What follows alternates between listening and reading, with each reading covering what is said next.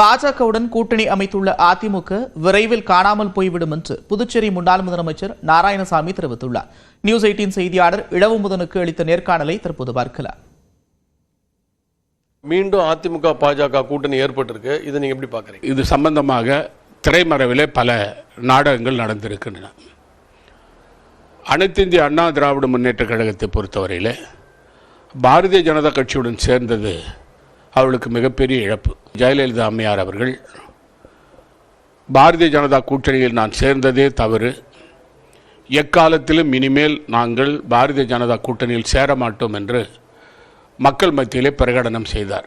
அதற்கு பிறகு அவர் பாரதிய ஜனதாவை எதிர்த்து போட்டியிட்டு வெற்றி பெற்றார். அதற்கு பிறகு மரியாதைக்குரிய எடப்பாடி பழனிசாமி அவர்கள் முதலமைச்சராக வந்த பிறகு பாரதிய ஜனதாவுடைய மிரட்டலின் காரணமாக அந்த கூட்டணியில் சேர்ந்தார். இந்த கூட்டணி தான் ஏற்கனவே கடந்த தேர்தலில் இருந்தார்கள், சட்டமன்ற தேர்தலில் இருந்தார்கள். ஆனால் அவர்கள் தோல்வியை தான் இருந்தார்கள். அதற்கு முக்கியமான காரணம், பாரதிய ஜனதா கட்சி ஒரு கொள்கை இல்லாத கட்சி, மக்கள் விரோத கட்சி, ஒரே மதத்தை சார்ந்திருக்கிற கட்சி, அனைத்து மதத்தையும் அரவணைக்காத கட்சி, அது மட்டுமல்லாமல் தமிழகத்தை வஞ்சிக்கிற கட்சி, தமிழ்நாட்டு மக்களுக்கு துரோகம் செய்கிற கட்சி. அதனால் தமிழ்நாட்டு மக்கள் பாரதிய ஜனதாவை புறக்கணிக்கிறார்கள்.